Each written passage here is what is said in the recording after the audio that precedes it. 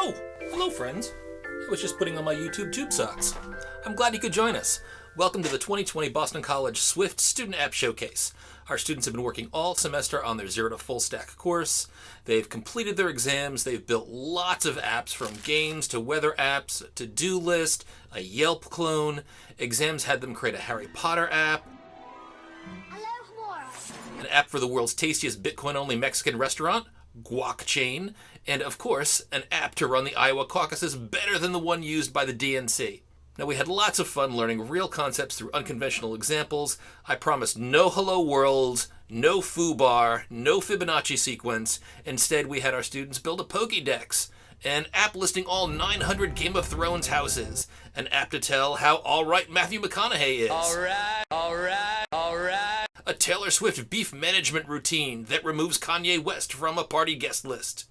An Act Your Age routine that removes Lil and Young from the names of any rappers and MCs that are too old for those monikers. A Magic 8 Ball.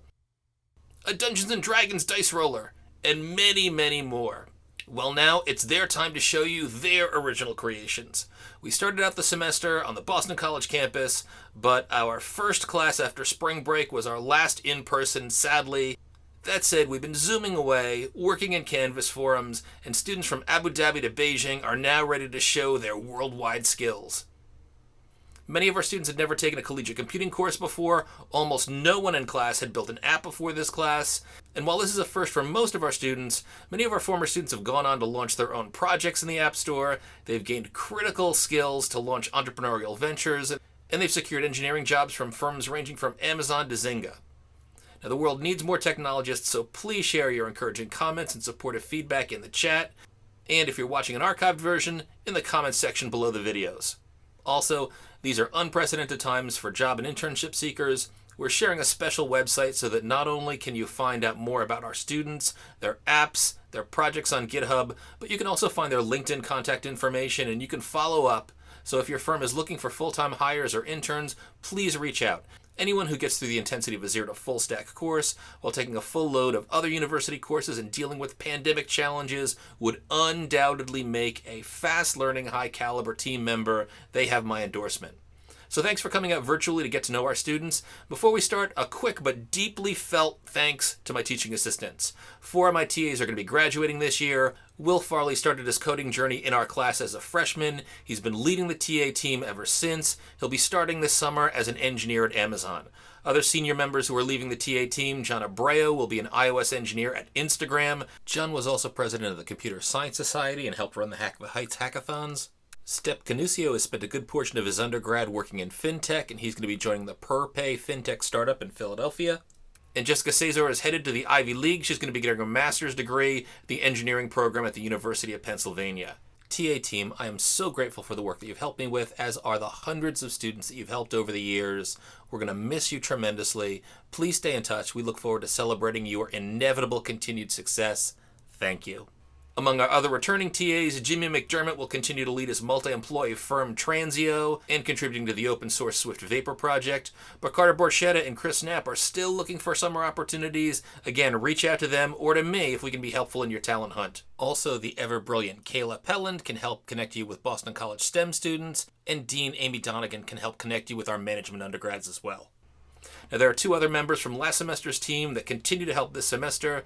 Linda Chen, who graduated last semester, but nonetheless took her App Showcase winning idea, Mac Daddy, and has been interviewing with elite startup accelerators throughout the country. Also thanks to Jolene Lozano, who was studying in Melbourne, had her study abroad opportunity cut short, unfortunately, but she's also been prepping for her summer engineering internship at Google, and such a talent base I've got here. Jolene had previously interned at Sony Music and NBC Universal as well.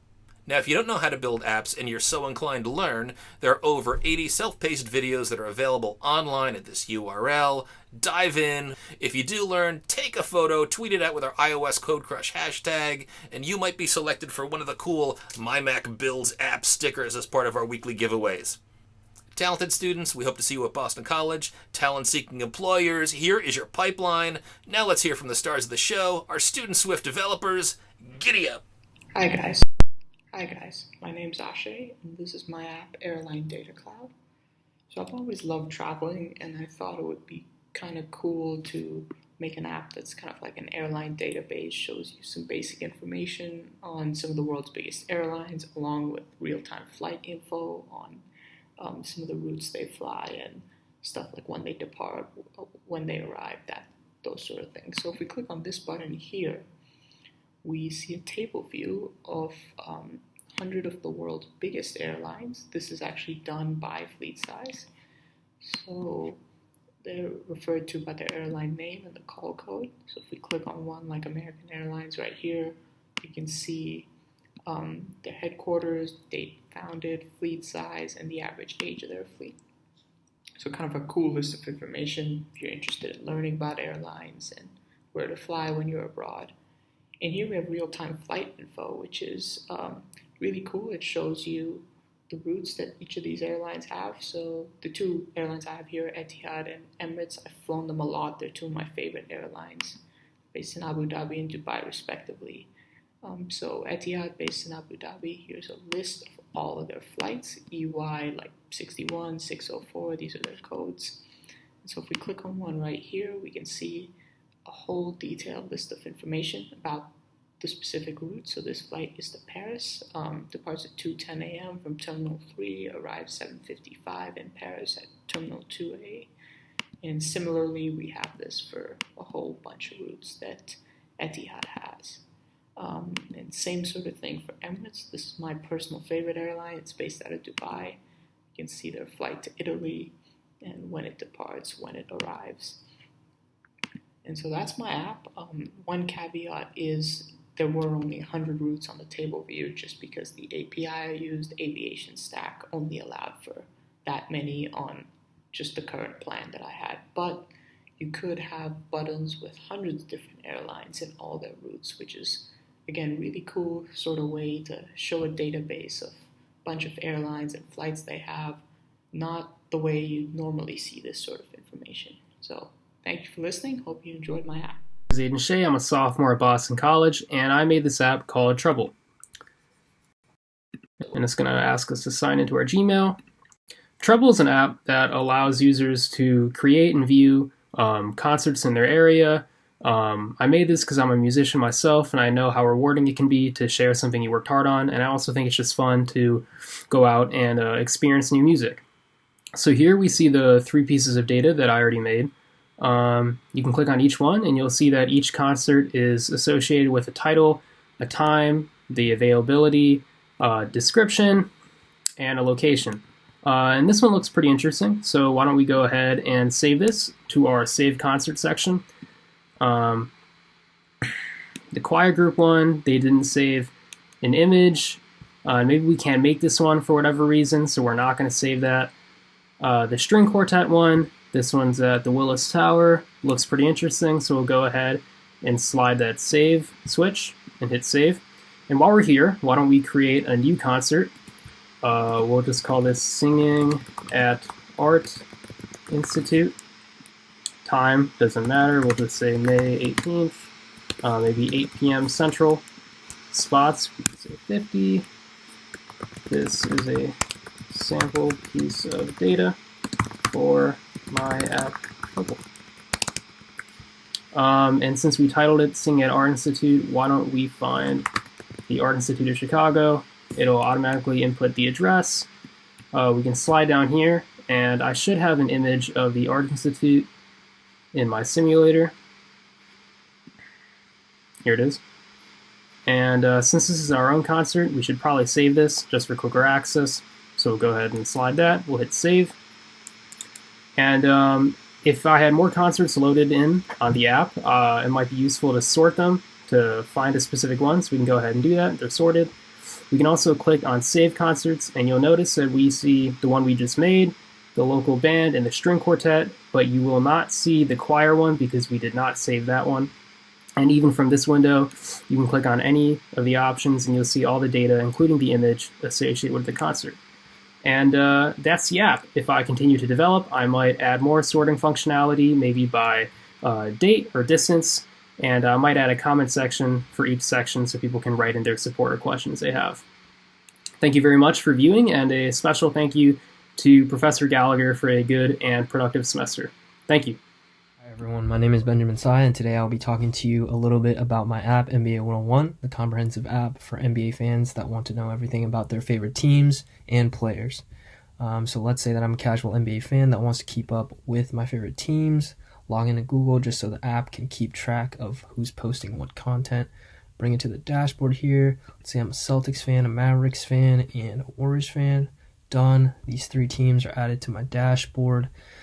I want to know more about the Boston Celtics, so I click in here, give it a second to load as it needs some time to pull up the 82-game schedule of the Boston Celtics.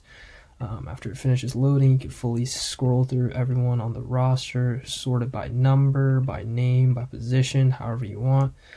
Go to the standings page, you see the Boston Celtics highlighted there as third in the Eastern Conference. Scroll down to see the standings of the other teams in the league. Here's also the schedule of the games that the Celtics would have played in April. Had the season not been postponed. For the games that have been played, though, there's the score line on the side as well as the date they were played. And finally, you can see the arena on the side with the shot of it from the outside, as well as the map kit view with the address and the surrounding area. Going back to the roster, if I wanted to know more about Jaylen Brown, click in here. There's his season stats, his biography, and stuff like that. You can also add photos to the collection view here.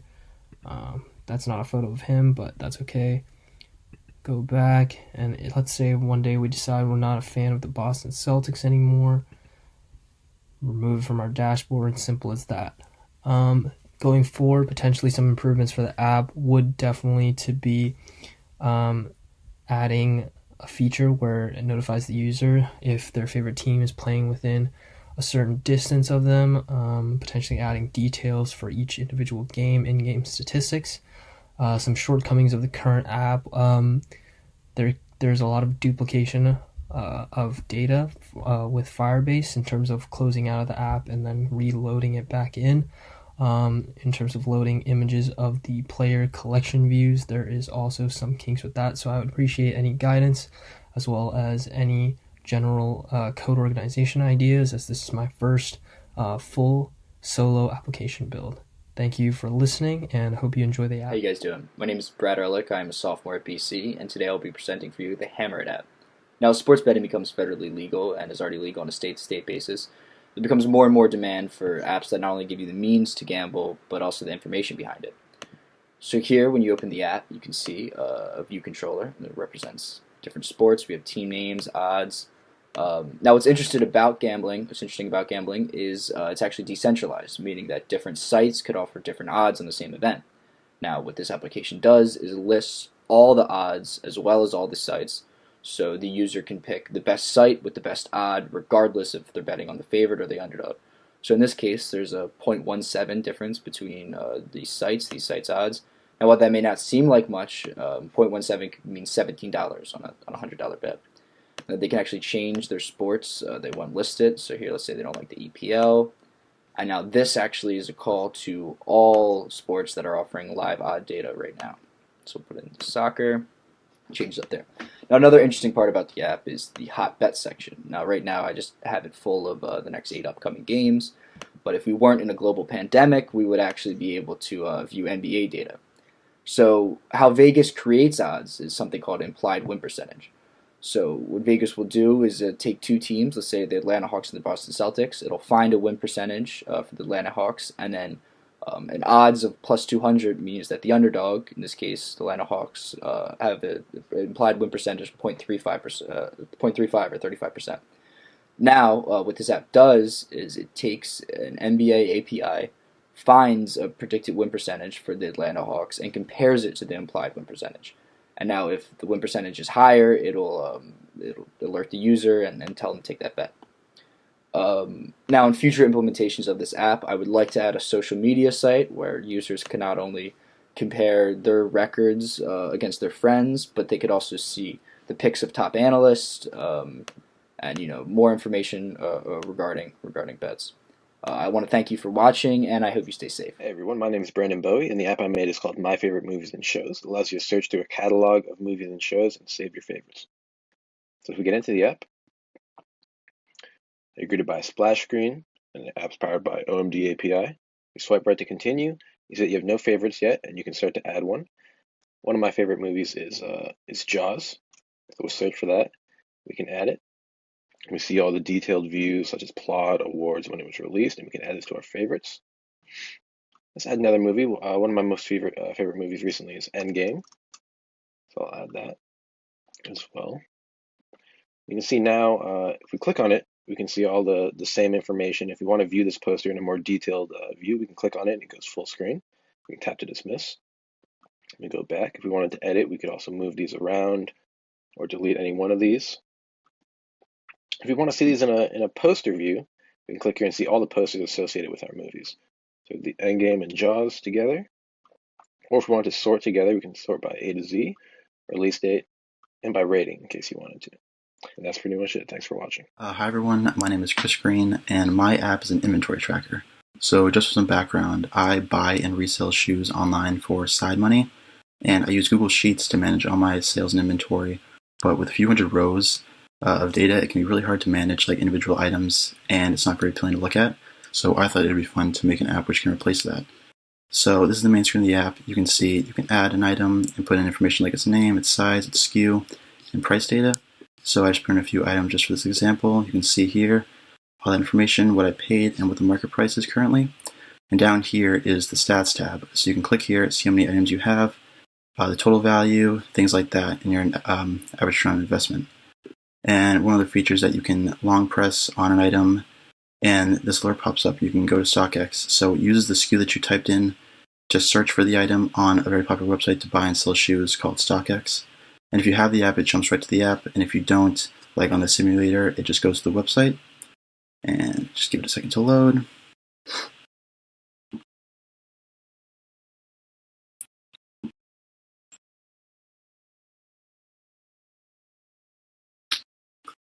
Alright, there we go. So you can see right here is that shoe that we held and pressed on. You can see all the information about it for each size. Like mine is that size 9. And you can see it's going for about $240. So yeah, that's it. One feature I would really love to add is an API which can find the price data automatically. I put in a lot of hours trying to figure this out, but unfortunately I couldn't find a publicly available API on any of the apps that I use to sell on, except for eBay. But they have a developer program, and I applied for it, and they didn't accept me in time for this project, unfortunately. So hopefully I can do that one day. So yeah, that's it. I hope you enjoyed. Thank you everyone who helped, and thank you Professor Gallagher for a great semester. Hey everyone, my name is Connor Sullivan, and for my final app for the showcase, what I created was an app called COVID-19, which allows you to get up-to-date information and discuss the COVID-19 pandemic that's pretty much come to overtake most of our lives. So when you first log into the app, you're presented with this sign-in sheet that allows you to sign in with your Google credentials. So if I go ahead and sign in with my school email address, I'll have access to the app itself. So once you're signed in, you're first presented with the global stats page, which gives you, as you'd guess, global statistics. So you have the global option, but then you can also take a look at statistics based on the country. So for example, if I wanted statistics for the country of Afghanistan, I could click Afghanistan. And there you see at the top, it shows you Afghanistan on the map. And then you get information such as the confirmed number of cases, the number of recovered patients, as well as the number of people who died from COVID-19.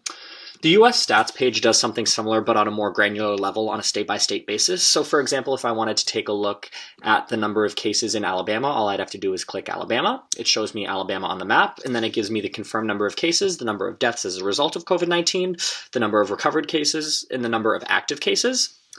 Next in the app, what we have is a bit of a COVID-19 news page, which it takes a second to load because my internet's a bit slow. But what it does is it provides you up-to-date headlines on COVID-19 across a number of different platforms. So as you can see here, we have a table view that shows you news from a variety of different sources. These are just the most popular that refer to COVID-19.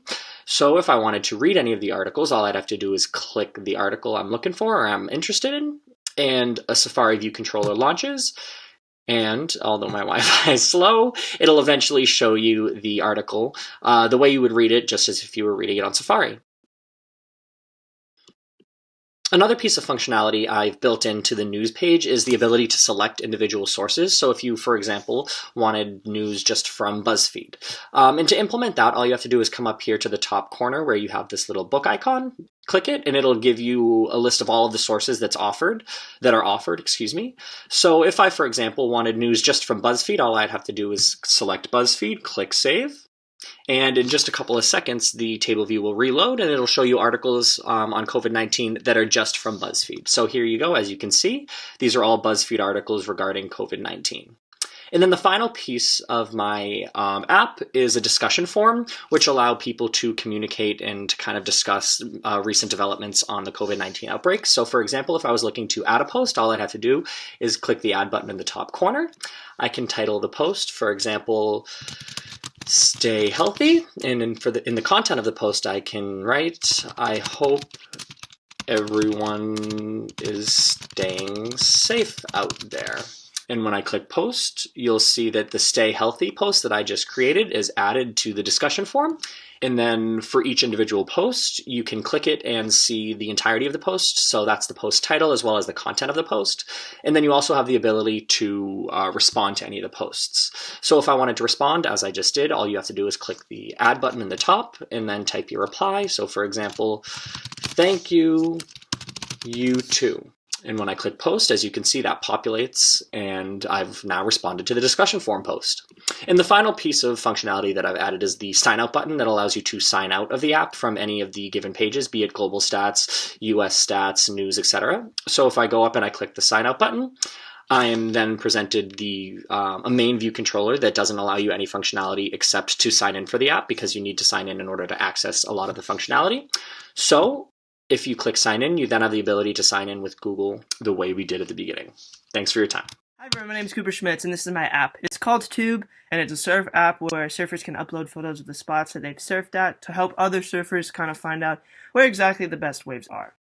So as you can see, I've loaded in some sample data of spots that I've been to, but if I wanted to, I'd be able to add other spots. So for example, a place that I like to surf at a lot is called Sawyer's Beach. You can see that it's 1.5 miles away from my house. So this place doesn't have any data loaded in yet, but I'll show you exactly what this app is great for, is that now I can see if I've been to the spot, I can upload a photo and help other people out to see how the waves are. So let's see. So there's nothing posted yet, so I can make a post. And I can say, so I went there. It wasn't great. I would not surf there today, but I think other people might. So I'd say that in my post. I'd say, "Not great. I don't know if I would go, but could be fun." And then I would give it a rating. So honestly, it was like a 3 today. So I would save it. So the problem is my Wi-Fi is kind of slow, so I usually have to update it like this. And then boom. So as you can see, there's a timestamp on it, 2:36. It was my not great. I don't know if I would go, but could be fun. There's a quick rating on it. And yeah, that's how it is. As you can see, it would really help if you could wake up in the morning. Let's say it was 5 in the morning. You'd see, oh, 5 in the morning. This is how it looks. I want to go, or I don't want to go. I want to go back to sleep. So that's my app. Like I said, I think it would be a great app. You can see its average rating. You can see the spots really good or not. And yeah, that's my app. So thank you to everyone who's helped. And thank you especially to Prof G. Hi guys, my name is Dawi Fang. I'm a study abroad student from the University of Melbourne from Australia. This is actually my first time coding. It was extremely challenging, but also at the same time extremely rewarding. So the idea of this app, I'm actually doing a subject called entrepreneurial management, where we're required to create a business idea with the team. So I thought for my app, I'd create a prototype for the business idea that I created. So to summarize, it's a trade and education platform, kind of like a LinkedIn, but for networking for labor markets. So I'll show you guys how this app works. So the app is called Vocational U. The first step, I guess, is using a sign-in. I chose to use Google Sign-in just because highly applicable. Everyone has it. And then take you to the welcome screen, and then which you enter. and that's followed by, so it looks kind of similar to a very similar to a networking page. You get your details in your top right corner, your name, which you can edit, and then you also like choosing a profile picture. Obviously, you choose more professional profile picture than that, and on the bottom you can attach your documents, and also shows the amount of the connections you have on the right. And down below on the second half, I've created a table view. So during the idea is where all the ideas stemmed, created, such as aptitude exam information, industry introductory videos, and all these tabs just briefly go into, I guess, what just details of what those tabs are about. So yeah, that's my app. Thank you guys, and hope you guys enjoyed. Hello, my name is Dawon Yi, and I'm currently a student at Boston College in the class of 2023. My previous programming experience includes this class as well as the 1000 level courses I've taken this year. My app is called What About It, and there's two portions. In the Describe Images tab, we can either use the camera, which isn't enabled because I'm on a Mac, and we can choose a picture from the library. After choosing a picture from the library, we can upload this to Imgur, and then pressing the Enter key after the link is in the search bar uses Microsoft Computer Vision's API, and we get this statement as well as the word tags. If we switch over to text extraction, because there's no text in that image, it doesn't show anything. But after you select a new image, it uses Google ML Kit to go line by line and spit out the text here. I would probably work on the text extraction portion after this project, specifically in regards to converting the output into a text file, because that's where I would see the biggest applicable use. I'd like to thank Professor Gallagher and the TAs for giving me the resources I needed to build this app. Thank you for watching my video. Hi, my name is Hannah, and my app is called Squirrel. It's an app that basically lets people rent out storage space in their homes to people who are looking for short-term storage. I got this idea because I'm an out-of-state student, and every summer I always have a lot of difficulty looking for storage space for my stuff when I go home. So if we go into the app, you can see that there's a little sign out button. When you first log in, there's a Google sign in where you have to put in your email and your password, and it'll take you to this home page where you have the option to seek storage or offer storage. So if we go to offer storage, there's a little create listing where you put in a picture, your name, contact info, and then you can adjust the pricing for your boxes and the number of boxes you have. You can also view your listings. So I already have some listings up in here that take a while to load. So you should just wait a little bit. Okay. So it'll give you like the address, like the general area of it, and then the daily rate and how many boxes are left, and then a picture. If you want to seek storage, you can look up the location. Let's say I'm in Boston. So Boston. And then you can expand your search radius, or you can also decrease it, and then search it up, and they will have a list of listings, and if you like one, you can click on it and calculate how much money you would be spending, and if you're happy with that, you can contact the host, and it'll have the email address and the phone number. So for this one, I filled out bogus information, and so you can, but it would usually be like an email address here, and then when you contacted them and you're happy with that, you can just click done, and it brings you back to the home page. Moving forward, I'd like to implement some kind of rating system just so that people know like how good a host or how good a guest is before they actually initiate contact with them. But yeah, that's all I had for today. Thank you so much. Hi, my name is Harrison Fish. I'm a senior at Boston College, and I'm here to demonstrate for you my app called Barback. So in addition to being a full-time student at BC, I'm also a bartender. It's something I've always really loved, really enjoyed, but I found it very difficult to keep track of all the different cocktails and ingredients that you can have, when you're a bartender, when you're bartending. So I made this app as a way to try and make things easier and more concise for different bartenders to have their ingredients, their cocktails, and what they can actually make all sort of on hand. So to start off, we'll tab over to the My Ingredients tab.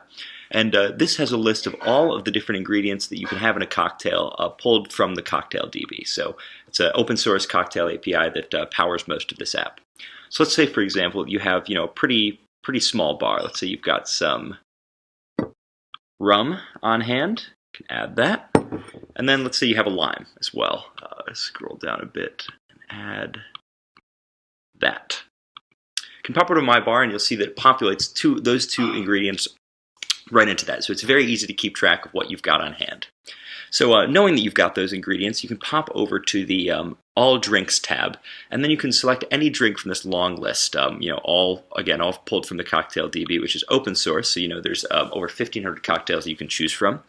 And then if you click on one of these drinks, you can get a little bit more detail about it and learn more about how to make it, what it requires. So if I click on this one, on the 155 Belmont, it pops up with the title of the drink, an image, and then what type of glass it's supposed to be in, as well as the instructions and all of the sort of measurements that are required to make the drink. So it makes it very, very easy for you to keep track of what you've got and to make more drinks, more cocktails, a lot easier.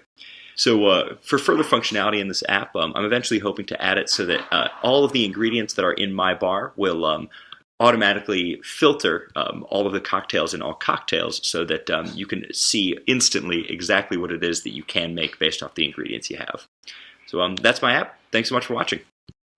Hi, my name is Hisu and a student of class of 2022. And the app that I made is Works. And this is for students in Boston College who would like to find simple work in between students, such as haircut or piano class. So the first thing to do is to sign in with Google account. It doesn't need to be a Boston College Gmail account, just any account you have. And I will be logging with my Gmail account. And then I can see all the list of work that I have already included. So for example, let's see dance 200, I could see work, name, available time, phone number, location, notes, as well as image that I'll put later on.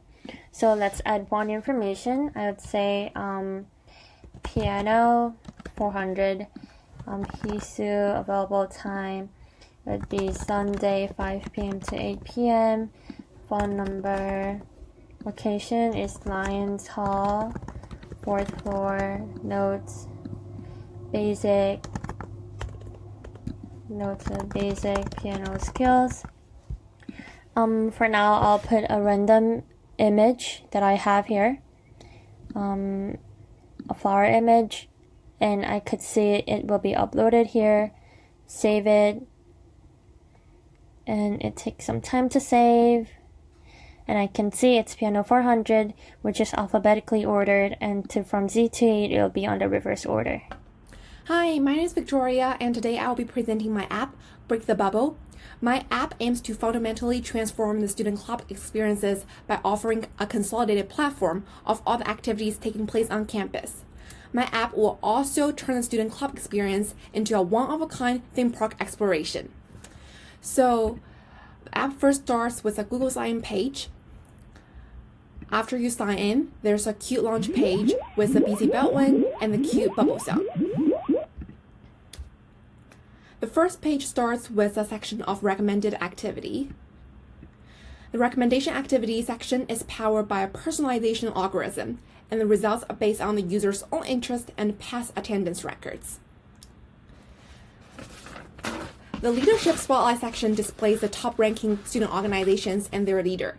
If you click the club's logo, you can see the initiatives, a poster for upcoming events. You can also sign an interest form and watch a club's promo video.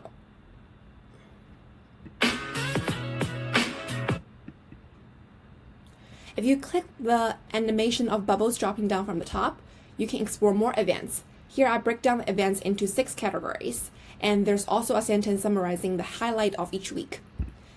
The networking page shows all the networking events happening on campus for the week.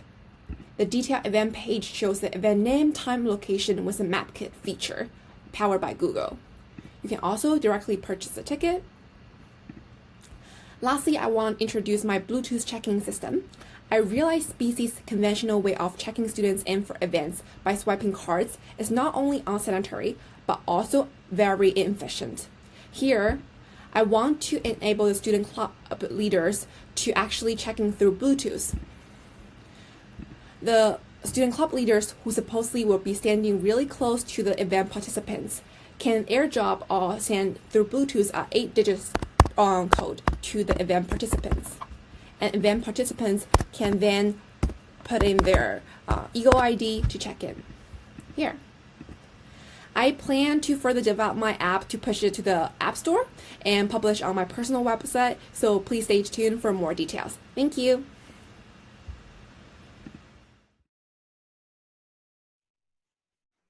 Hey everybody, Drew Barksdale here with the Carroll School of Management Career Advising Team. And I'm here to show you some resources that we have available for you. So if you come to the Carroll School of Management homepage and navigate to the Undergraduate Careers tab, you'll see we have a COVID-19 career resource section specifically for you. Here, I want to highlight a few of the major events that we have coming up. So first, I'd like to talk about the internship and employment impact. So my colleague, Amy Dunnigan, wrote an article, How You Can Make the Most of an Internless Summer. And it's a great resource to read and understand and get some new ideas of how to make this summer memorable and creative. Second, if you come down to the events tab, you can see weekly updates of upcoming events that we have for the summer. One of our big focuses right now is the Fulton Career Cast, which we will touch on soon. In the Experts from Alumni section, that's where we park our Fulton Career Cast, and it's essentially our YouTube channel where we interview BC alumni and industry professionals and get their input about graduating in the prior financial recession, and they also give career advice and soundboards for students to listen to. So you can subscribe on our YouTube channel, the Carroll School Undergraduate Dean's Office, where you can also find access to consulting resource, career tutorials, and peer advisor insights. And finally, the last tab I'd like to highlight is the job and internship search process, where we highlight ways to network, how to find open positions, and how to interview in this new work environment that we have. So I hope this was helpful and you're able to identify some resources that you can use this summer to make it meaningful. Thank you. Hey everyone, my name is Jack and I'm a sophomore here at Boston College, and the name of my app is Pop-Up. And I built this app to help business owners, or basically anyone that wanted to buy or sell any items during this corona outbreak. So here we can sign in with Google.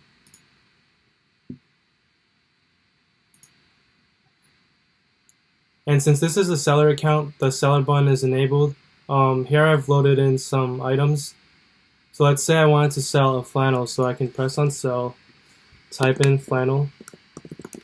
Let's say it's $100, and item description we can say lightly worn, and then we can go ahead and add an image.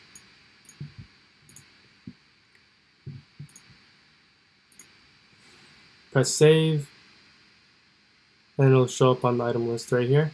And then let's say I'm a buyer and I wanted to buy this flannel, so I can go ahead and press buy, and this pop-up will show up. It's integrated with Stripe, so the user can enter their credit card information and then enter their shipping info and then press pay now, and then the item will get shipped to them. That's pretty much it. Some features that I look to add are a category section for each of these, like shirt, shoe, and a shopping cart. But other than that, that's all. Big shout out to Professor Gallagher and Will Farley for helping me with this. Hi everyone, my name is Jiayi Chen and I go by Joy, and I'm currently a sophomore at Boston College, majoring in communication and minoring in marketing. So today I'm going to introduce the app that I made for the Swift app development class. I never studied coding before, so this is my first time coding. So I made this app called Movie Night, which is a movie rating app, and this requires you to sign in, and then we can search for the movies that we want to rate, or want to see some basic information such as the title, the MBD ID, and poster, and we can rate it and we can save the data. So some techniques I used included table view, custom table view cell, Google Sign-in, Google Firebase, view controller sec, and JSON. So here's my app. So we can sign in with Google. And there's the search bars that we can search for. For example, if I were searching for Avengers, it should return some basic details that I showed in the PowerPoint. And we can use the stars icons below to click and rate it, and we can save it, and the data will be returned to the Firebase. So I made this app because I really like watching movie, and I really wish to have an app that we can search for the movies that we're interested in, and we can rate it and share our thoughts on.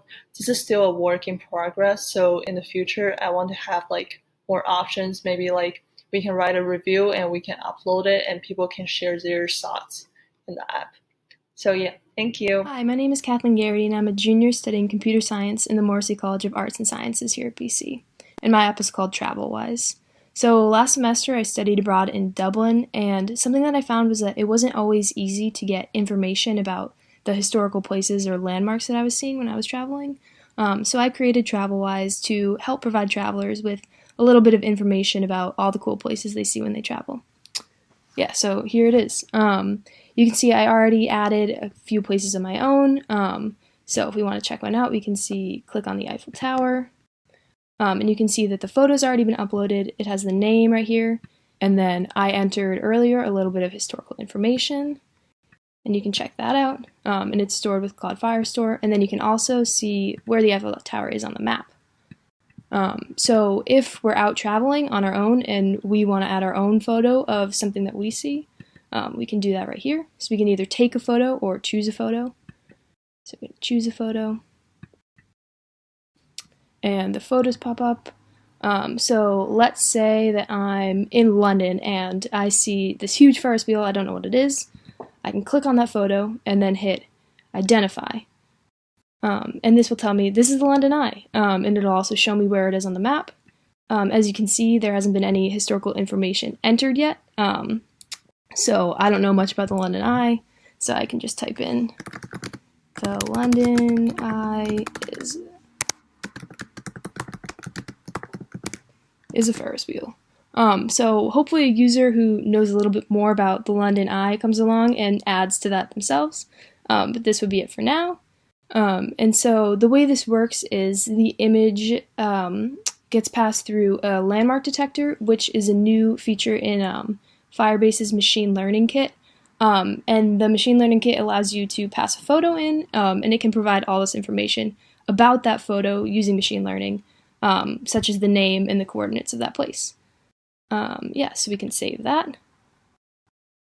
And as we can see, there it is right there at the bottom. London Eye got added to our list. Yeah, so that's TravelWise. Thank you guys for watching, and thank you to Professor Gallagher for a great class and a great semester. Hi, my name is Catherine Tatum, and my app is called the Habit Tracker. I was inspired to make this app during my time at home social distancing. I found it to be a great time to set some self-improvement goals and establish good habits. So down here, this button will take you to your profile, and these are the goals that I have for myself right now. Now if you click on one, it'll take you to a more detailed view, and say I want to edit this, and instead of 8 a.m., maybe I want to wake up at 9 a.m. every day. And instead of every day, I could set it to the specific days of the week that I want to wake up. So maybe I'll sleep in on the weekends, and I can set a reminder for myself for tomorrow morning at 9 a.m. Then you can scroll back up here and save the goal. Now that'll update, and you may be wondering, what if I don't know what goals to set for myself? So down here there's a browse button, and this will give you some ideas for different goals that you could set. So maybe I want an exercise goal and I want to run every day. So every day is selected, perfect, save it to my profile. Maybe I want a productivity goal and I want to start using a planner. I can save that as well. Up here is also an edit button, so I can maybe start my day with my run and then delete volunteering because I'm social distancing, and then done. This button then takes you back to your home screen, and that's my app. Hey everyone, my name is Kyle Ganji and I'm a junior here at Boston College, and this is my app, Eagle Sublease. And before I get into the demo, I just want to say a couple of things as to why I decided to create this app. And like I said, I'm a junior, which is a pretty big year for both studying abroad and living off campus. So as a result, there's a pretty high demand for off-campus subleasing. And right now, most people will just post in the Facebook group, and after a couple of days, it'll be buried under other posts, so you can't see it after that. So I thought this would be a better way to maybe organize the listings. So yeah, when you pull up the app, you're asked to sign in with Google. So I'll go ahead and do that with my Boston College Gmail account. And then we see we have a map view here, and the app does track your current location. So if you hit this button in the bottom middle, it'll jump to where you are.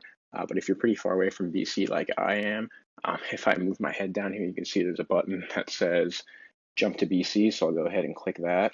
And then we can see map annotations of all the listings, and if we go ahead and click on any of them, you can see more information about the listing. So it'll give you the address, the price, the different amenities, the description, and the pictures down here. If you click on any of the pictures, you can see them in a scrollable collection view so that you can look at them a little bit bigger. And I happen to post this one, so that's why it says delete up in the top right. But if I go to one that I didn't post, like for example, this one over here, it says contact, so I would be able to send an email to whoever listed it and tell them that I'm interested. Additionally, if we go back to the map view over here, there is a button in the bottom right that says go to list. So this has the listings in a table view. So this part of the segmented control has them organized by the date they were posted. This one has the closest ones to campus up at the top, and this one has the cheapest ones up at the top. And in any parts of the segmented control, you can hit this button in the top right and filter down the search results even more. So say you want a listing that has a washer and dryer, a single room, and air conditioning. You can hit done, and these will be all of the listings that have at least those 3 filters. So then we can go in and clear the filters and go back, and they all come back. So now I just want to walk through how you go about posting a new listing, and I'm going to post one at Raymore Road, which is right here just for reference. So I'm going to go in here, I'll put in the address, it's 12 Raymore Road in Brighton. This is a house, so the unit doesn't really apply here for monthly price. I'm going to put $850. Let's say it has a dishwasher, a double room, parking space, and a deck. And I'll just say this place is great. And I'm just going to add one photo just to keep it brief, but you can choose between your camera or your photo library. So I'll go into my photo library, pick one, and I'll hit post. And then we can see if we go over to Braymore, here's our listing. We can click on it. It's everything as we had it before. If you go to the list, it's up here at the top since it was posted most recently. And then we can always go ahead in here and hit delete if we wanted to. So yeah, that's pretty much it. I hope you guys like it. I hope you think it could maybe be useful. And I just want to give a shout out and say thank you to Professor Gallagher for teaching us all so much this semester. And I hope you guys are staying safe. Thanks. Hey everyone, my name is Lucas Pomeroy, and I'm going to be demonstrating my application, which is called Subleasely, which is a subleasing platform intended for students and young professionals in the Boston area. Let's dive right into it. So this is the view that you're going to see once you sign in with your Gmail account. So here we have a listing for 295 Foster. Let's learn a little bit more about it.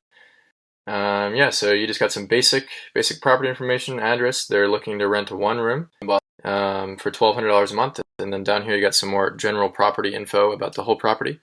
We got some photos here we can scroll through. Nice.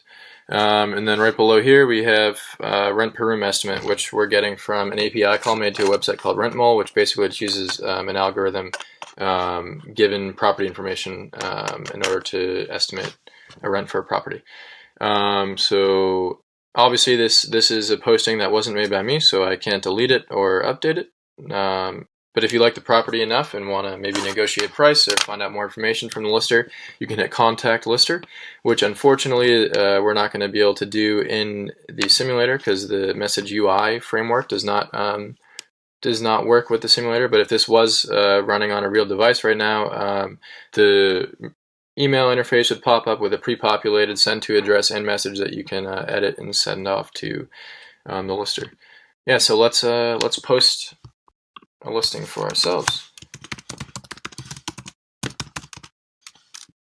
Kirkwood Road, Boston, Mass. Looking to rent one room for a price of $1,000 a month.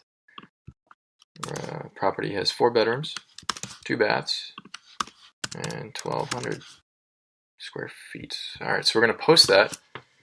And there it is. Now if you want to go back in and add the rent per room estimate, you can go ahead and do that. Just click on this button. As you can see, sometimes it takes a little bit to respond. Yeah, so you can go ahead and change any of the information here, but we're going to add some photos to kind of spruce up our listing. Here we go. Here's a photo of the front of the house. Should work. All right, boom. Now you got a nice listing right here. You just hit update to save, and there it is, perfectly updated. As you can see here, the contact lister button is grayed out because you are the lister. No reason to contact yourself. And then if you want to delete the listing permanently, whether you've already rented it or are no longer looking to rent it, you just hit delete listing, and boom, it's gone from the application and from the database. Yeah, so that's my application. This is not my first coding class. I have taken a couple introductory computer science classes, but this is by far the most engaging and creative class that I've been a part of. I guess if I could add a feature to this application and I had more time to develop it, I would probably have an option to look at the listings not just in a list view, but maybe on a map. I'll plot it on a map together, and you just click on the pin of a given property to pop up the details. Yeah, thanks for listening. Take care. So this is an app called Rate My Day. With the quarantine and everything, we're losing track of time, so this is a good way for you to look back on the days that have gone by and see how things have generally been, because it's hard to remember this general trend, and it's nice to see it visually in front of you. And plus, the act of keeping track of it will help keep it in your mind and make sure that you're still living life and still having a good time, even though we're all stuck inside. So I've got a few days already here on my application with simple descriptions of the day and ratings of 1 through 5. We can look at these days, and if we've made a mistake, we can edit them if we want to go back through. And we press the plus button here in the top to add a new day, which will be the one for today. I've been having a pretty good day, so I'm going to give it a 5. In my description, I'm going to have it be a great day. And then I press save, and here we are again with our new day there on the bottom. I can go back in, I can modify it a little bit. Maybe I was just having an alright day, so I can set this to a 4, and I'll save there as a 4. So, you know, I've been steadily moving up here. I can see the patterns.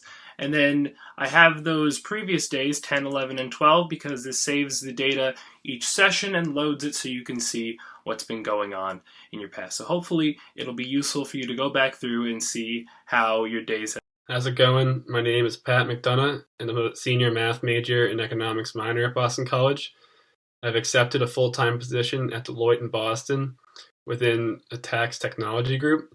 However, my start date has been postponed from this July all the way until January of 2021, as of recently. And for my final project, I've created an app named Beat the Bookie, which is a social media platform to share, view, and rate sports bets and opinions. If you look at my simulator, you can see I have my off-season banter newsfeed, where users are able to post their sports opinions and takes, no matter how controversial or insightful they are. If you swipe over to the right, you get over to the member sports picks zone, and this is where the community stores its picks. To create a new bet, you click place a bet in the top right corner, and it brings you over to this where a picker view is filled with all the potential games you can bet on. Let's say I want to bet on Ryan Spann at Sam Alvey, which is an MMA fight. I can bet on Ryan Spann, the favorite, at minus 416 odds by clicking on the maroon button. Or I can bet the underdog here, Sam Alvey, at plus 325 odds by clicking on the gold button. Let's say I want to take the underdog here, Sam Alvey, at plus 325. And let's say for a nice clean number, I want to risk 100. Once I'm satisfied with my pick, the amount I want to risk of fake money, I click confirm, and I'm able to place the bet, which I will do now. And if you look at my newsfeed right now, you can see at the very top my newest pick, Sam Alvey plus 325. For the game, Ryan Spann at Sam Alvey. In the sport, MMA, which kicks off at May 9th, 2020 at 6:30 p.m. And also that I'm risking 100 to win 325, which is what I chose. Again, the likes and dislikes aren't functional here, but you'd be able to like, dislike, and comment on people's picks to boost users' engagements, and also so you can get an idea of whether or not others agree on your picks and if it was a smart pick to take.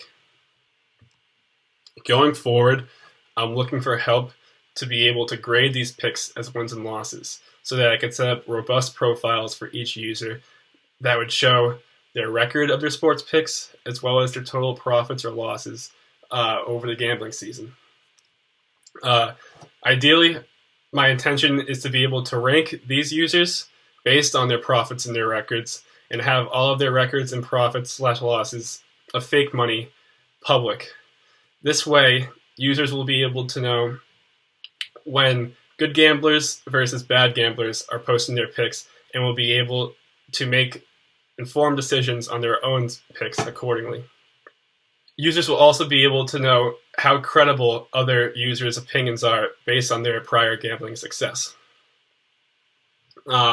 And additionally, users will be able to see where they stack up amongst their friends and amongst the entire community. And they can compete for bragging rights.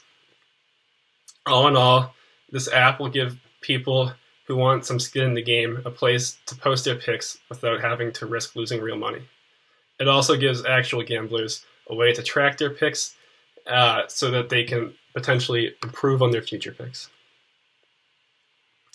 That's my app. Thank you for listening. If you would like to help in any way, please reach out to me. Hi everybody, my name is Robert Smithers, a current sophomore at Boston College studying computer science, and I'm very pleased to be able to showcase my app, PC Guard. I have a lot to cover, so I'm going to go ahead and load it up in the background.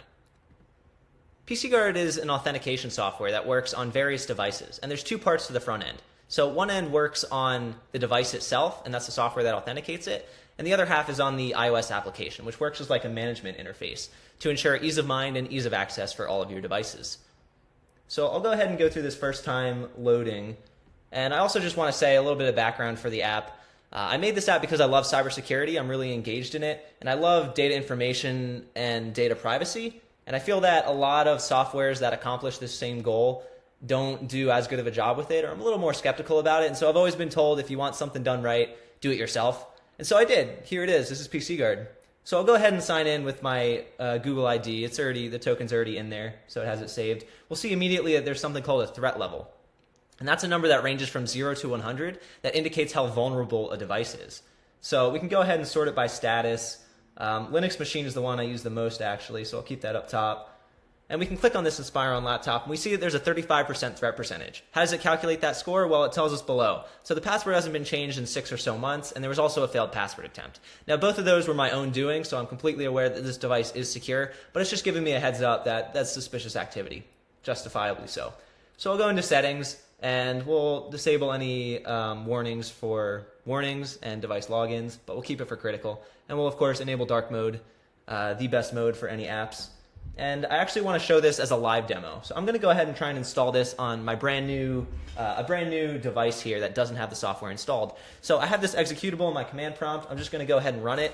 And I want you to see that it creates a unique ID just for the device itself. And we'll see, there it is, it popped up. So it's called the Kraken. We'll go ahead and open that. And we can see that it is secure for right now. But there's this PC Guard authentication software. And this will load up every time you start your device after you log into the computer. And so let's say we put in an incorrect password and we press authenticate. Well, now immediately you'll see that the Kraken has now been updated with a threat level of 5. So where does that come from? We'll log in and see that there was one failed password attempt. So that's obviously not too good, right? But let's say I'm not in the app. I'm not focused on it. I'm just sleeping or, out at lunch. So I'm going to go ahead and exit the authentication software. And we'll see that it sends me a push notification and said that the user logged in and failed authentication. So let's go back to the app and see what we can do about that. It's immediately set to a critical status. So we can click on it. It gave us this notification. We're going to go ahead and take an action. Now, these are all the different actions that we can do. For this demo, I'm going to show locking the device. And there we go. If you see behind me, the computer actually did lock, and it is now secured. Thank you for watching the demo. I hope you enjoyed. Have a good one. Hey everybody, my name is Shane Berries. I'm graduating class of 2020 from the Morrisey College of Arts and Sciences with a degree in biochemistry. I don't know about you guys, but throughout my phone I have a ton of animal pictures, and they're meaningful to me because they have memories and encounters that I've had over the years, but the information isn't really consolidated. So what I wanted to do is create an animal encounter app that would let you log your experiences, and that's how I created Analog. I'll pull up the app real quick so I can demonstrate it. So right here, the first animal is my dog, my pet named Jockey. And no, this isn't a mistake. He's definitely a 13 out of 10. And I met him in April of 2013. I recorded that. And when you click on it, you can come up with more details. You can pick a new photo of him, change his name. And in the description, there's a description here. He's a very good boy, loves tennis balls, which is very true. So I didn't make any edits, so I can just cancel. But today I met a new animal, so I actually want to log that new animal. Now, first I'm going to go grab a picture. And here he is. So today I met a heron. And I'll name him Harry. Harry the Heron. He was a 7 out of 10. He was a cool bird, but he did not like people, so he flew away. So cool bird flies away from people. So I met him today, which is April 30th. So 30, 20. And as you can see, I press save. And now it pulls me up to the log that I have of Harry. So now if I ever want to remember that time I met Harry, I could just click on it and be like, oh yeah, he flew away from me, so he was a cool bird from a distance, but up close he's not very friendly. So that was it for my app Analog. And going forward, I would ideally like to make this app into some type of platform that can let you share your animal experiences, not just log them. And so if somebody wants to help me with the coding aspect of that, let me know.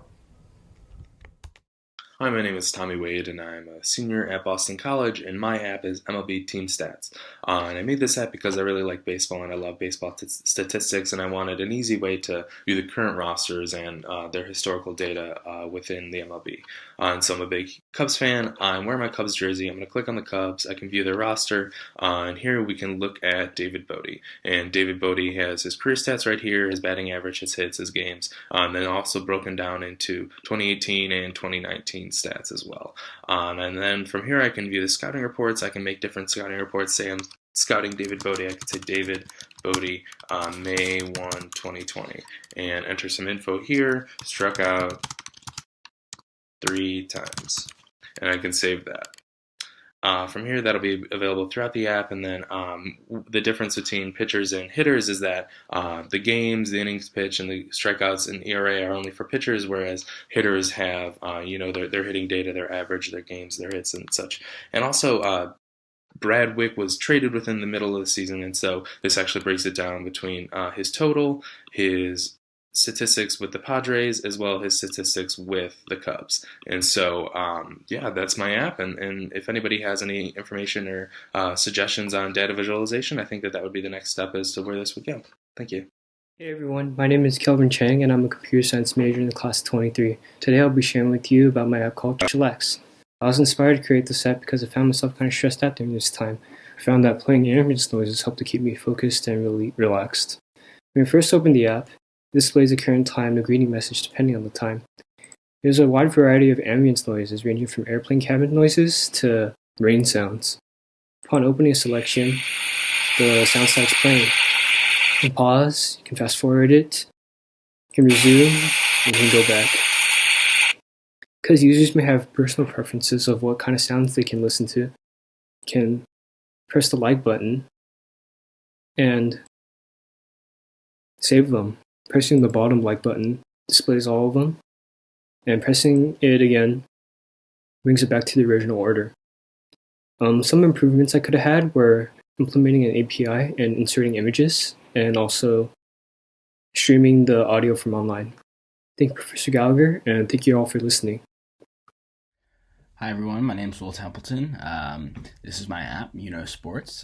This is the first programming course I've ever taken, so building this app has been a pretty big challenge for me, but it's been fun and I've really enjoyed it. So basically what this app is user-sourced sports info for a whole myriad of sports, as you can see down in the table view below. It utilizes Google Sign-In and Firebase to store the data. So first off, you can set yourself a username, so I'm just going to do Will. And then if I hit my post, I can see the post I've made previously. By default, these are sorted by date, but you can sort them by reads and likes as well. So if I hit the plus button here, I can add a new post, or I can also click on a post to edit the post. And you can see you can't save it if nothing has been changed. But if I change something, of course, I can save it. If I'd like to add a new post, there's a plus button, and then you go through this picker view of different sports which you can choose to make a post about. So let's make a post about the NFL because the draft just happened. Go in here and I say Packers draft Aaron Rodgers replacement. Then I'll categorize this as draft.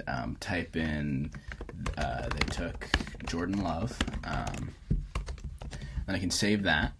And then you'll see that it takes me back directly to that. I don't have to go to that picker view page again. And then if I want to go see that, I can go into the NFL, go into draft, and there it is. There it comes up.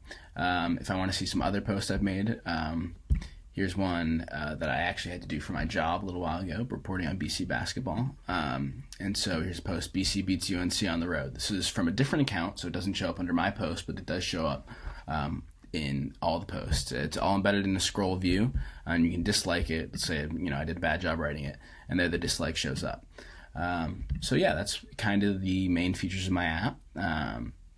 It's obviously still a work in progress. There's still a lot of things I'd like to do, but I learned a lot from making it. And I think that I'm definitely going to experience with some different data structures in Firebase to help it make it a little more accessible. Because right now I'm not sure I like the way I structured it, but there's a lot of things I'd like to change about it, a lot of things I like that I've done.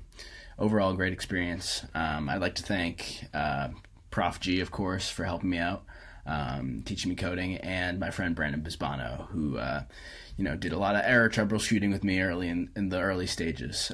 So I couldn't have done without those two. So thanks. My name is Ely. I'm a freshman at BC, and this is my first programming class. So I really appreciate the help from Professor G and also the TAs. The app is called Events Ladder. It shows events and club meetings at BC. The reason I want to build this app is because when I first got into BC, I spent a lot of time looking through all the great events and missed some of them, unfortunately. So I want a place where users can post the events and we can categorize it through different types. So when we just look at the color, we know, oh, this is the type of event that I want to go to. So let's go. I already uploaded some of the events here. We can see that it contains the events, the title, the time, beginning time, ending time, the location, and we know that most of them are going on Zoom and YouTube now. So and also it has the color of the event. This one is unknown event, so it is in others. This one is yellow because it's business. So let's click into this one. It shows the description, and also only the user who posted the event can delete it. So the delete button is not hidden. So I want to create a new one, and just to show the map and location functions here, when we click on enable map, it actually shows a map. It should be our current location, but my simulator is at this location, so it shows up.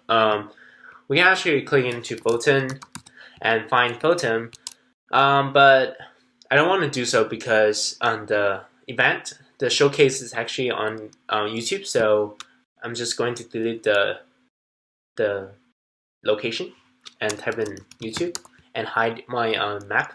I also want to type, come see the great apps from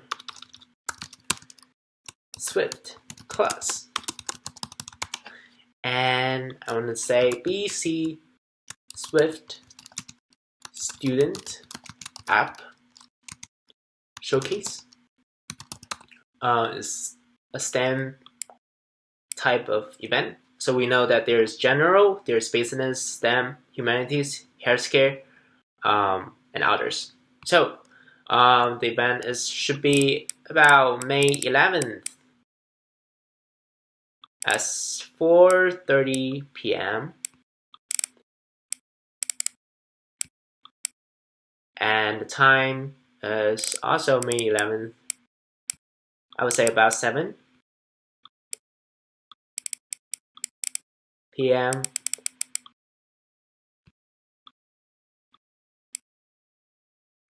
Okay, so it shows up right here. And the second page is club meeting. We know there's club final meeting, Swift club meeting. So I want to upload another one too. Club meeting. Let's just say club meeting at Fulton 520. The reason I don't have location here is because for most of the club meeting, I just want it to be the hall and also the room number. And it should be great for all the club meetings on campus. So there's not a necessity for the location part. And the info page is just the powered by Google and also Firebase and also the sign out function. I actually want to click into the unknown event one that I created on another account. So we see that there isn't a delete button here. When we click on the show map, we can actually get direction. So when we go to that get direction, we can actually open up the location on the map and we will be able to go there with the direction. So let's go back to the app and I'm going to log out. So that's the end. Thank you. Hi, I'm Alice. I'm a sophomore at BC majoring in finance and information systems. And this is my first time to build my own app, which I'm really excited about. So as we all know, working out is very essential for us to keep fit and maintain a healthy lifestyle. And it's very important for people who regularly work out to keep track of their daily workout routine. That's why I created this app for people to record their daily workout summary and alert them when it is time for them to start working out. So here's a short list of the workouts I've done in the past 2 weeks. You can create a new one by tapping on the plus sign right here, which you can create your own workout summary. Set an alarm to remind you to work out the different workout sessions and record your total time of working out. So here's a reminder I set for today, which I will do a full body circuit. And let's make it to remind us in a minute to do all these workouts and save it.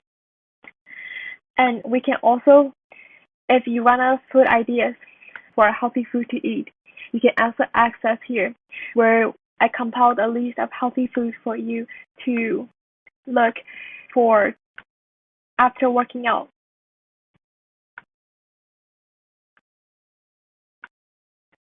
And you can also check or uncheck the box to see if you have finished the workout. And if you have, and here's our reminder to start working out. And you can check the box if you have already finished your workout. So this is my app. Thank you. My name is Steven. So you can see on your left, this is my study app called Focus, because its primary function is to help the users to focus on study.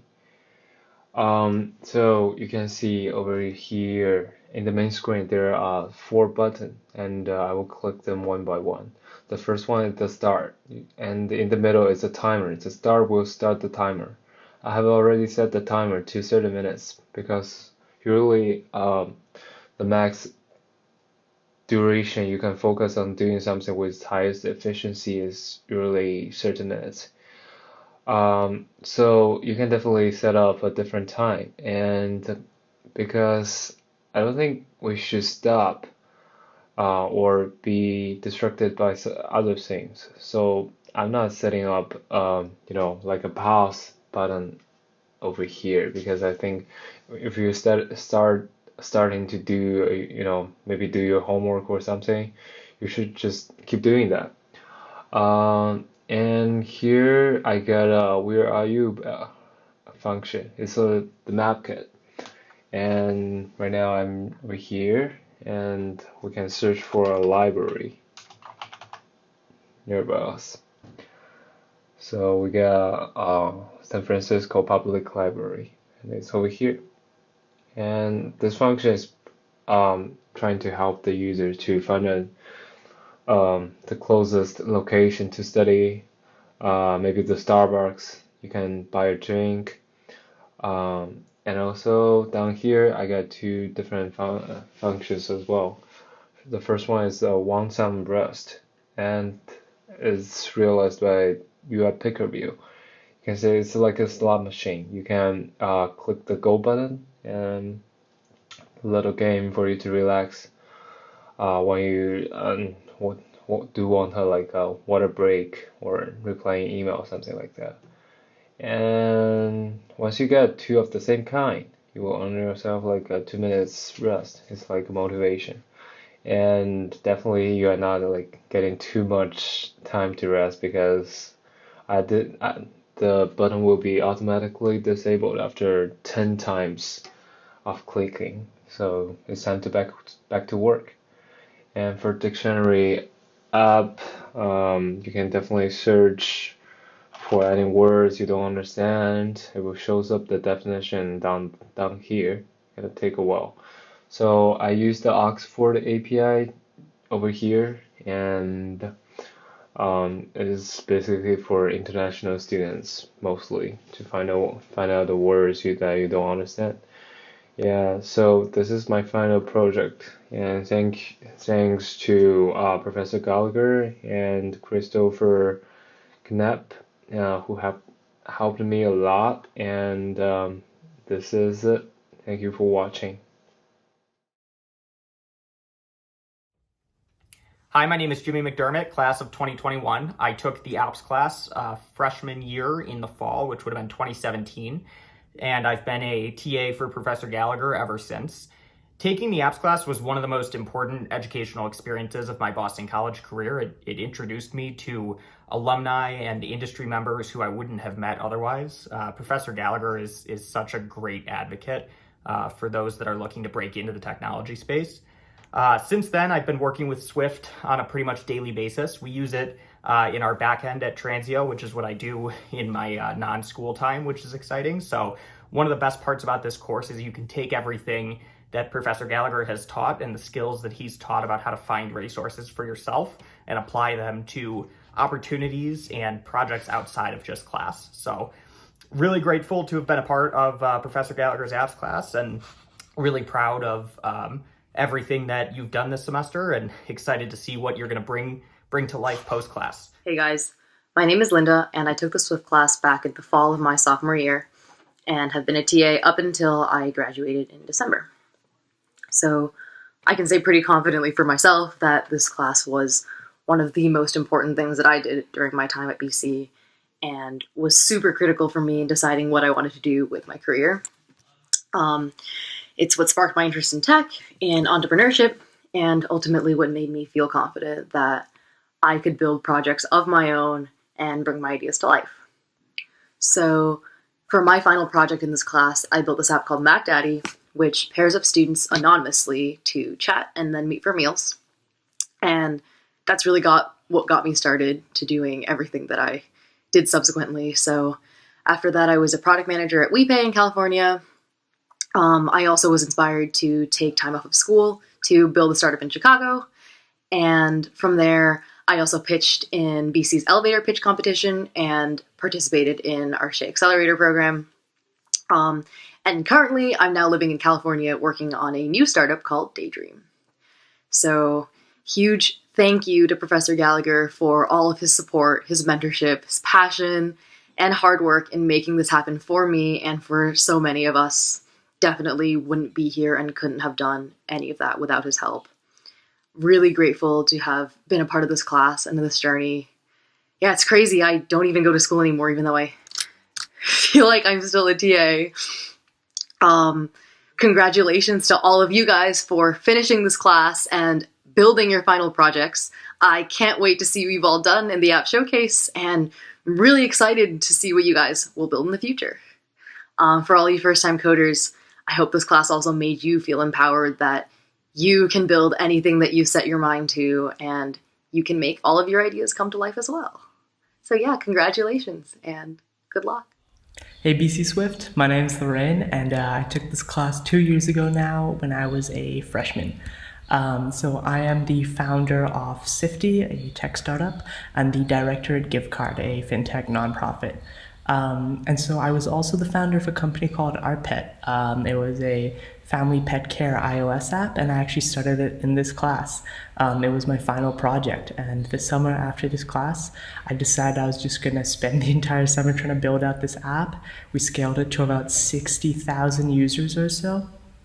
And ended up taking an investment from SSC Venture Partners. And the better part of the last 2 years have been turning that final project into like a tangible startup, which was awesome. We ended up pivoting a little bit over last year, and so we're no longer an app, but it all started from that class and that demo day. So I just have to say, enjoy your day. Thanks for letting me crash. And I can't wait to see the projects. Please hunt me down on LinkedIn if you're working on something cool, because I'd love to have some conversations about what the next generation of BC engineers are building. So have a great day, guys. My name is Esteban Feliz, and I'm a former TA and alum of Professor Gallagher's Swift iOS course. Now, I still remember the days and moments leading up to my final project presentation, working tirelessly to ensure that I reached this final goal, as I'm sure many of you are feeling as well. My final project revolved around building an iOS app that aided students in keeping track of and finding community service opportunities around them. Although I haven't released this project yet, I think it's important to emphasize the impact that the Swift course has had on me. Fast forward to today, and my most recent project was building a personal website and blog that's entirely dynamic, using Swift on the back end. Specifically, I use Vapor, which is a web framework allowing developers to create custom backends and APIs.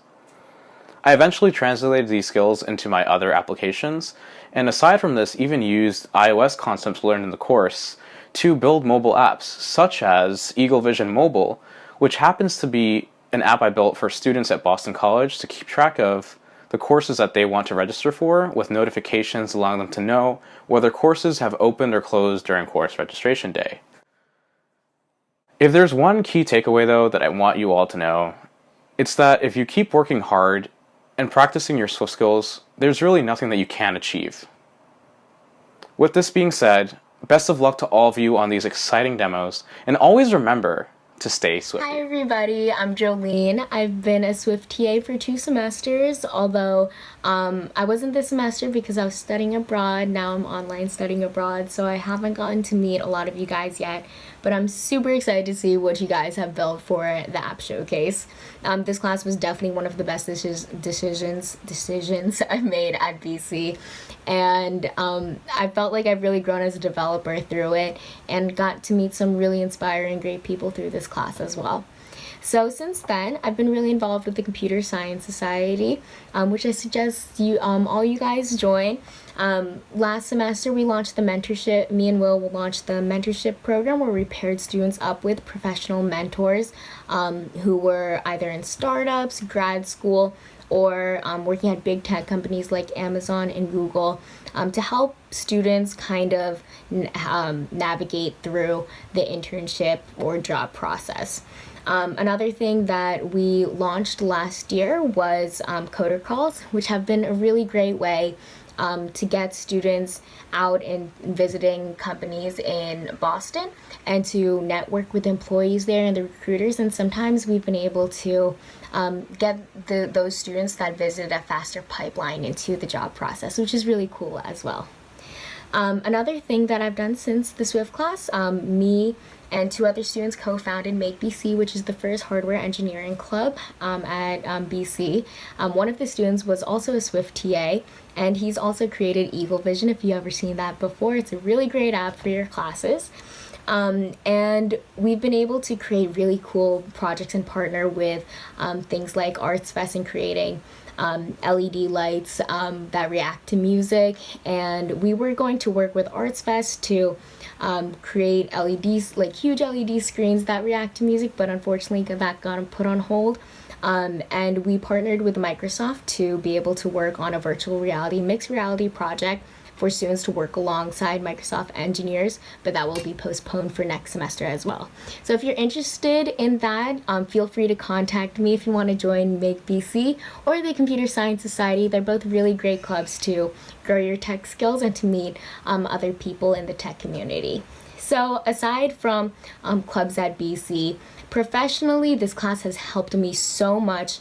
I've probably done all my hackathons in Swift, and I also got to code an iOS app in Swift and prototype that for my internship last year at NBC Universal, and got to show that application to the chief executives in the tech and product department. And it was really cool to see their response to it.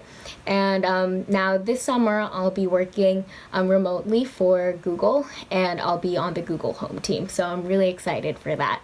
All in all, I couldn't have done this without the help and support of Professor Gallagher. He's been helped me discover my love for tech, even through the times where I wanted to completely give up CS.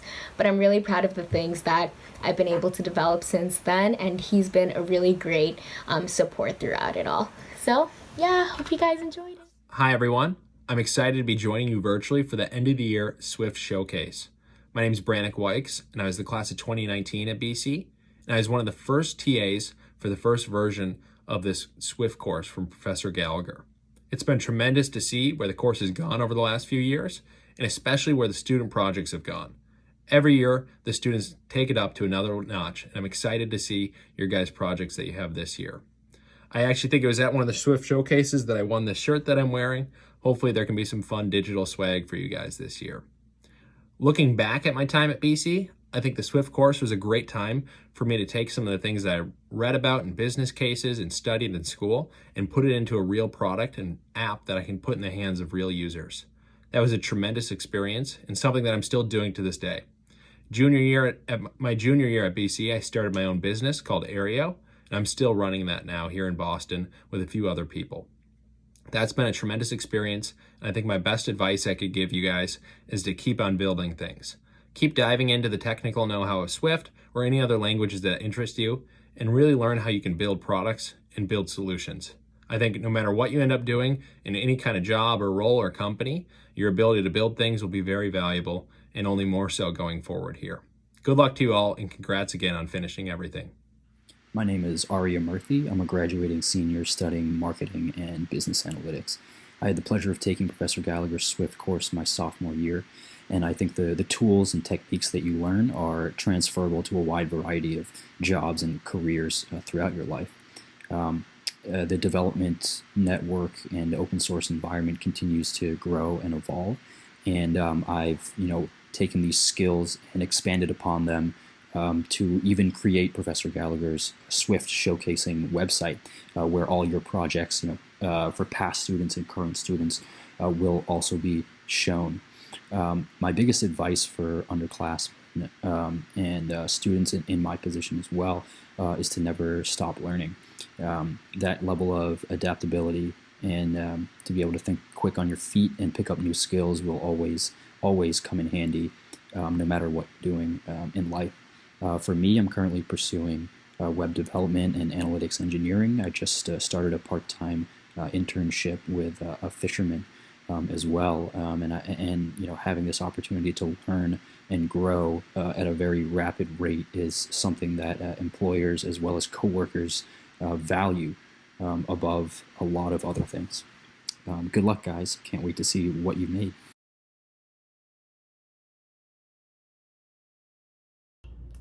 Hi everyone, I'm Will Farley. So I took this course when I was a freshman in its first semester being offered and have been a member of the TA staff ever since. I'm really proud to have spent the last 2 years as head TA.